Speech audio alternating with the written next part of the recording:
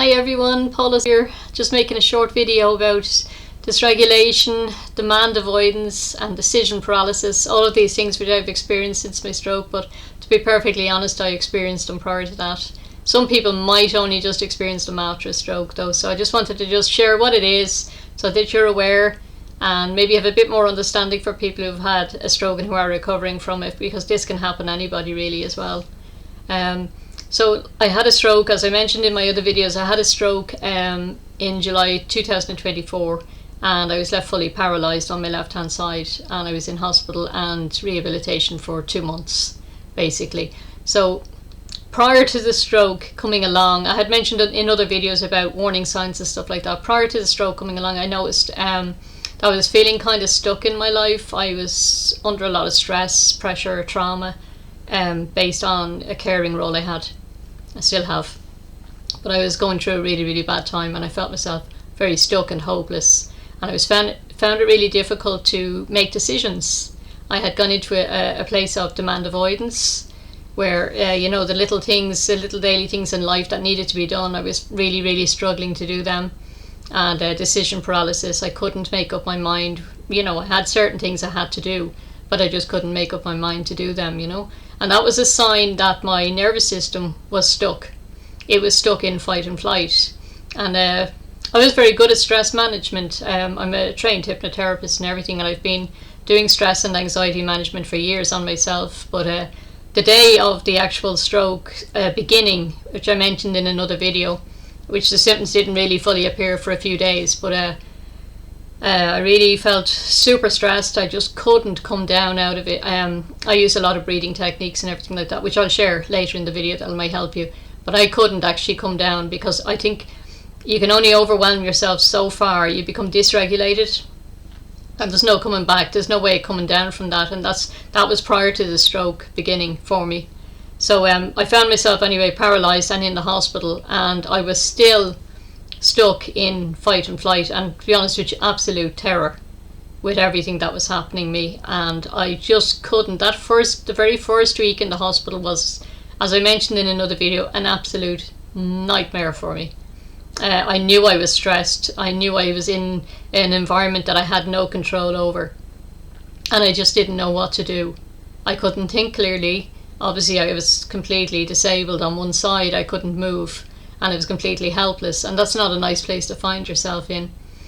So I knew I would have to, I remembered enough that I would have to do a breathing technique, but I couldn't bring myself to do it. My attention span was like zero. I was on survival mode. I was deeply stuck in a stress response. So I got my family to sort out my phone and get YouTube on, and I remembered about solfeggio frequencies, and I've mentioned them in another video as well. And what they do, and binaural beats is another one, and they are brainwave entrainment meditations, and they synchronize your left and right hemisphere of the brain.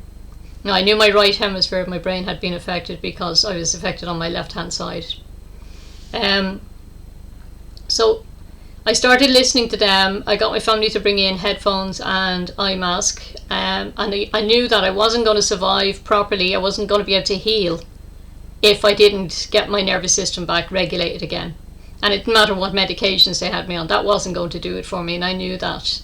And I was on quite a lot of medications at the time. So within the week of listening to these solfeggio frequencies, with the eye mask on me, with the headphones on to block out all the other stimuli, I was able to get my nervous system regulated again. So I became a bit more regulated. Not that I wasn't dysregulated through my whole hospital stay, I was very in different stages of it. But I managed to get the fight and flight switched off, because what happens with that is you can't think clearly, and after a stroke you're probably not going to be able to think very clearly anyway. I certainly couldn't anyway. So, but when you're in fight and flight, the oxygen that's in your brain area travels down into your heart and lungs to prepare you to fight or flee. And when you're in a situation like a stroke or anything else like that, or in any kind of stressful situation, a lot of times we can't fight or flee, so we're stuck there. So there's all these chemicals, cortisol and adrenaline and all sorts of stuff coursing through our system, to get us to fight and flee. and everything gets shut down and into survival mode just so we can survive. The body is very, very intelligent, and it has ways to help us to survive in a lot of cases, unless there's too much damage done. So it's very important to get yourself out of that. It's okay to have, a quick burst of stress here and there, you get up and you get things done, but it's not good to actually have that ongoing on a 24/7 basis. It's very, very bad for our heart and our lungs and our brain, and all sorts of different systems are going to get affected. Our stomach's going to get affected by that as well. So once I got myself into that position, I still felt very dysregulated. There was just so much chaos. It was like you were having your breakfast and then people would be coming to take a blood test or, a blood sample in the middle of your breakfast, or a doctor might arrive early in the middle of your breakfast, and then I kind of never knew when a physiotherapist or an occupational therapist was going to call. So it was all out of control. Whereas at home I would have a bit more of a controlled environment. I wasn't able for the hospital at all, and visitors at all, different hours when I'd be tired and they'd be arriving in to see other people. So I started asking my family to only come in at certain times during the day and not to come in the evening, so I could actually try and just regulate myself, So that was that part of it. I also decided that, people didn't really understand me, and I found it incredibly frustrating, and there was more and more tears than anything, and I hadn't cried in 10 years prior to the stroke. I'd held it all in, but it all came out, and it was very emotional while I was in the hospital. So I knew I was dysregulated, and I knew that was somehow going to have to be, I'd have to take that into control somehow, or I wasn't going to get better. I wasn't going to start getting better.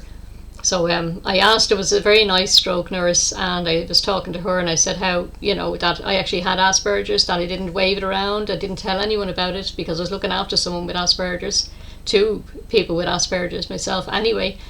And, their needs came first. So I had never really talked about my own needs with Asperger's. So I mentioned I actually had that, and I was super sensitive to noise and sounds and smells, and I was finding the whole hospital environment completely overwhelming me.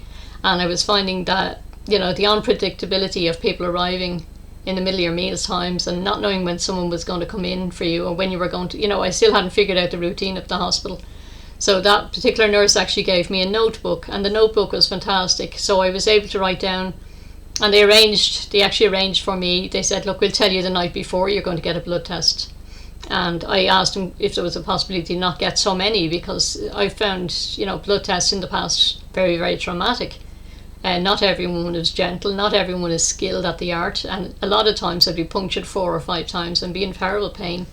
So obviously I'd had a stroke, I couldn't deal with any more stress, so I asked them if they could, spread it out a little bit and not do it every day, and that, that it would be safe if I didn't feel able for them to do a blood test, that would be safe for me to say no, so I tried to establish a few new boundaries for myself with that. So with the notebook I was able to write down, blood test tomorrow, OTs are coming the day after, and at least I started to get a little bit of control over my environment as much as I could, and a bit more stability for me. So that really helped me as well. I didn't have aphasia, which some people have, and it affects their speech as well as other things. And I was speaking with a stroke nurse recently. I was saying to her, it would be very helpful maybe for them to have a notebook if they can't actually speak the words, if they're able to write, of course, to be able to at least communicate or draw a picture or something. So, but the notebook that was given to me was very, very handy, and I decided I would start writing if something upset me, or if someone mistreated me, which happened to me a few times. I started writing it down, and I was able to, because my right hand was still okay. So I started writing things down, and that gave me a bit more control. And then when I took a couple of allergic reactions to things, I was able to write, this is happening to me, and then at least I was able to present that to the stroke team and say, look, this is happening to me here. And it turned out, I had a very serious allergic reaction to a medication and a couple of very undesirable side effects to other medications, and I was able to write that down and document it and keep an eye on it, and noticed when I was taking off those tablets that those symptoms disappeared as well. So it was very, very helpful for me. So that was kind of the dysregulation. So I began to get a bit more control, feeling more self-control in an uncontrollable environment, and that helped me with the dysregulation. The demand avoidance, I was suffering with that prior to the stroke, where I knew I was having a stroke, and I couldn't actually make the decision. I felt pressured into making a decision to go to the hospital. And with Asperger's, I would have suffered with demand avoidance anyway. But the decision paralysis also kicked in there around that time. So I found myself, at the start, when I knew I was starting to have a stroke and I still didn't go to the hospital or didn't ring and I couldn't, I found myself unable to actually make the decision to go to the hospital. And I found that the demand avoidance it feels like it's a threat and a pressure, and I wasn't able for that pressure. And what happens when I feel very, very pressured is sometimes I shut down. So that's what happened to me with the stroke. Now I found it even, after the 2 months of coming out of the hospital and back home again, there have been days when I felt dysregulated. When there's too many choices or too many appointments or too many people wanting to speak to me, or, just the daily pressure of having to do this or this, that dysregulates me. The demand avoidance and the decision paralysis as well come into that as well. If there's too many choices, it's very difficult for me sometimes to actually make a choice. So I found it easier to break things down into small, simple steps. So if I have a couple of decisions to make, I write a list and I'll put them down. Not necessarily in priority. Sometimes I will prioritize. It depends what they are. I'll put this has to be done. Right, there's a deadline looming here, so this has to be done. So I kind of try and do them in order sometimes, not all the time. Okay, I'm still trying to get right with this. But mostly if something absolutely has to happen, within, say I have an appointment coming up in about 3 weeks time, and say there's other things coming up that are going to come in over that, I try and delay them happening so that not more than 2 or 3 things like that will happen in the same week. So it could be an appointment for a hospital, and then there might be something that I've made arrangements to meet somebody that week, and then there might be someone calling to the house or something like that, and anything more than that can overwhelm me absolutely terribly. So some weeks are really, really bad like that. I would have to cut it down to just one thing that week. So I try and just spread it out as best I can, not allow too many things to be happening at the same time for me. Prioritize what absolutely has to be done and break it down into small steps, because some things are bigger than others. Now I haven't got back to driving yet, but I really want to get back to driving. I'm a year now after my stroke. I have to get an assessment, so I'm breaking it down. I have to get an assessment just to make sure I'm safe to drive, and it'll probably be an automatic. I don't think I'm going to be able for, the gear stick. My arm is still not 100%. I'd be afraid it would let me down, and the same with my leg. So I have to do that. I have to borrow money to get a car. I have to get a car, so that means I have to get someone to bring me out to have a look at a car. And then the driver's license will have to be informed, and then the insurance sorted out. So there's quite a lot of steps. I'm probably missing something there, but there's quite a lot of steps to actually getting back to driving, and I haven't quite got there yet, and I keep putting it off and putting it off. So that's like demand avoidance there, and decision paralysis as well.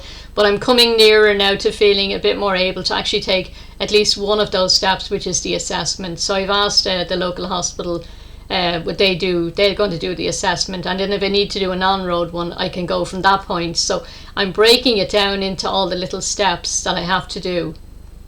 So that really helps me with the decision paralysis and demand avoidance as well. The two of them it's like, for me, it's overwhelming. Many things are overwhelming. Even household duties here can be overwhelming. Caring for people with Asperger's, plus looking after my own needs with Asperger's, can be overwhelming. Day by day, getting up, being partially disabled, it's overwhelming, so I go easy on myself, and I break things down into small steps, and I try not to focus too much on right or wrong decisions. Everything has a different outcome, so what's the best outcome you would like from a situation, and then I use notebooks to write down worst case scenario, best case scenario, middle of the road scenario. If I do this, I'm a classic overthinker, so I would think miles into the future, so it can even stop me. That can create decision paralysis as well, trying to be a perfectionist with things and get the perfect outcome. It doesn't always work that way. Sometimes you just need to start. So that's what I've been working with at the moment, is just ticking off things that absolutely need to be done. And I've done fantastic, even if I say so myself. There's so many things I couldn't even do prior to the stroke that I'm only just catching up on now. And I'm very, very proud of myself. I've just got my broadband upgraded. Now, that should have happened last year, you know. Okay, I'll excuse myself, I had a stroke, but you know, there are things like that that I'm starting to tick off boxes and say, right, that little job needs to be done. Right, let's just deal with that now. So I'm getting a bit better at this, but I'm still a work in progress. But just to share with you then about the dysregulation and the decision paralysis and the demand avoidance, all of them kind of connected with the nervous system. The parasympathetic nervous system is when you're rested and restored, and your sympathetic nervous system is when you're in fight and flight. And anything, even after stroke, can put you into fight and flight again. So what I do, if I listen to solfeggio frequencies, but I'm back to the place now. I got myself back where I could actually do my own breathing technique. So I just wanted to share with you, it's powerfully life-changing. I used to use it with all my clients when I was a hypnotherapist, and it's just, it can take 5 minutes a day. Usually I do it first thing in the morning, last thing at night, and when I always lie down for a nap in the afternoon, I usually do it then as well, and it really helps me to relax. And it's just very simple, and it's just breathing in really slowly.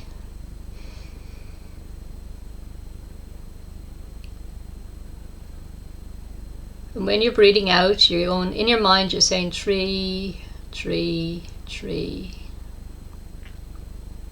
And then you're breathing in. And when you're breathing out, you're saying to yourself 2, 2, 2. And you breathe in for a third time.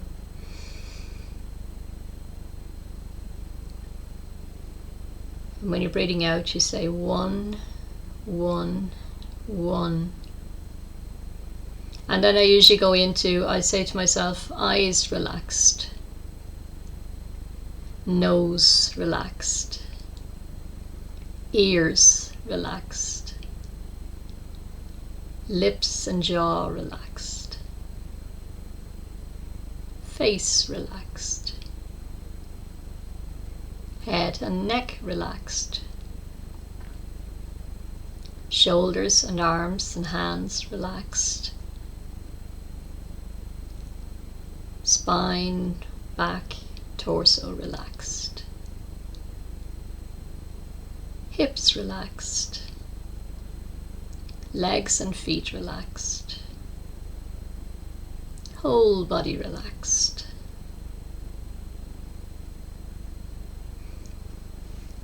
And I would repeat that if I need to repeat it. And I would say a few things like, every day, in every way, I'm getting better, better, and better. And I repeat that 3 times. Every day, in every way, I'm getting better, better, and better. Every day, in every way, I'm getting better, better, and better. And then I would have a few other affirmations that I use. I use one, I'm whole, perfect, and strong. I'm powerful, loving, and kind. I'm harmonious, healthy, wealthy, and happy. And I'll give you one more. I'm more than I appear to be. The world's strength and power rests inside of me. And these are powerful affirmations, so I would use these. And I'll talk about these kind of things in another video about our thoughts and our subconscious mind and how it all affects the things we say to ourselves and everything like that. So just to do a quick recap on dysregulation, it's usually when your central nervous system has got stuck into fight and flight, and you're feeling that you're very overwhelmed or stuck and things are just out of control. And the best way to get yourself back out of that is to do that relaxation technique that I just showed you there. And to cut down on the amount of commitments and possibly expectations of other people and yourself as well. If you can, step back away from the feeling of perfectionism and just allow things to be as they are.